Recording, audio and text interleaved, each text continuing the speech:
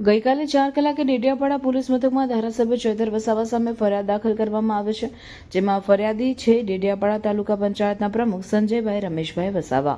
ફરિયાદમાં દર્શાવેલી વિગતોની વાત કરીએ તો ફરિયાદી એફઆઈઆરમાં લખાવ્યા મુજબ ડેડિયાપાડા પ્રાંત કચેરીની એક્ટિવિટી મીટિંગમાં ફરિયાદી અને ધારાસભ્ય ચૈતર વસાવા બંને હાજર હતા, ત્યારે ધારાસભ્ય દ્વારા કોઈ મામલે ઉગ્ર થઈ અભદ્ર ભાષાનો પ્રયોગ કરવામાં આવ્યો હોવાનું ફરિયાદી સંજય વસાવા દ્વારા જાણવામાં આવ્યું હતું। વધુમાં ધારાસભ્યને તેમ કરવામાં રોકવા કરતા ઉશ્કેરાઈ ગયેલા ધારાસભ્યએ મોબાઈલ ફોન છૂટો મારી ત્યારબાદ કાચનો ગ્લાસ ફરિયાદી તરફ છૂટો ફેંક્યો હતો, જે પોલીસ કર્મીએ રોકી લેતા ત્યારબાદ એ તૂટેલો ગ્લાસ લઈને ફરિયાદી સંજય વસાવાને મારવા જતા તેમણે પોતાનો બચાવ કર્યો અને ફરિયાદીને જાનથી મારી નાખવાની ધમકી પણ આપવામાં આવી હોવાનું ફરિયાદીએ જણાવ્યું હતું। આ પ્રકારની વિગતો ડેડિયાપાડા પોલીસે એફઆઈઆરમાં દર્શાવી છે।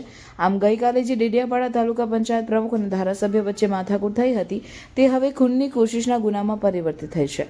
હવે ધારાસભ્ય ચૈતર વસાવા સામે પોલીસ કયા પ્રકારની કાર્યવાહી કરે છે જાણવા માટે અમારી સાથે જોડાયેલા રહેજો।